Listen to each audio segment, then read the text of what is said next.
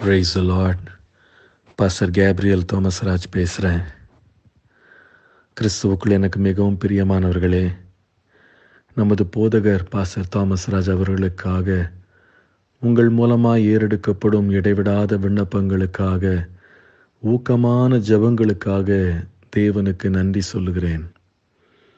கர்த்தர் நமது ஜெபங்களை கேட்டு தமது தாசனை அவர் கரத்தினால் தாங்கி வருகிறார் என்று என்னால் நிச்சயமாக சொல்ல முடியும்.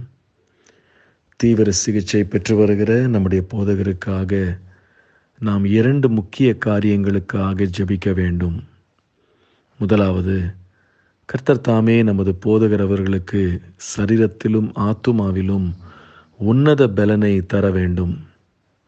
இரண்டாவது, போதகர் அவர்கள் நல்ல சுகம் பெற்று துரிதமாக வீடு திரும்ப வேண்டும். சங்கீதம் 71:17-21 வசனங்கள் இவ்வாறு கூறுகின்றது: தேவனே, என் சிறுவயது முதல் எனக்கு போதித்து வந்தீர். இதுவரைக்கும் உம்முடைய அதிசயங்களை அறிவித்து வந்தேன்.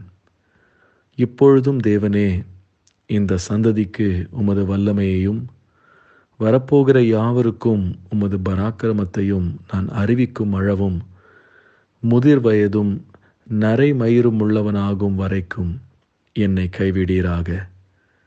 தேவனே, உம்முடைய நீதி உன்னதமானது. பெரிதானவைகளை நீர் செய்தீர். தேவனே, உமக்கு நிகரானவர் யார்? அநேக இக்கட்டுகளையும் ஆபத்துகளையும் காணும்படி செய்த என்னை நீர் திரும்பவும் உயிர்ப்பித்து திரும்பவும் என்னை பூமியின் பாதாளங்களிலிருந்து ஏற பண்ணுவீர். என் மேன்மையை பெருக பண்ணி என்னை மறுபடியும் தேற்றுவீர். இந்த நல் வார்த்தைகளை தேவன் நம் போதகருடைய வாழ்க்கையில் நிறைவேற்றுவாராக. கடந்த வாரம் ஞாயிறு ஆராதனையில் தேவன் நமக்கு கொடுத்த செய்தி ஏசாயா 30:15 அமெரிக்கையும் நம்பிக்கையுமே உங்கள் பலனாயிருக்கும். இந்த வார்த்தையின்படியே கர்த்தர் நம் உள்ளத்தில் அமெரிக்கையையும் நம்பிக்கையும் தந்து நாம் ஒவ்வொருவரையும் பலப்படுத்தி நடத்துவாராக.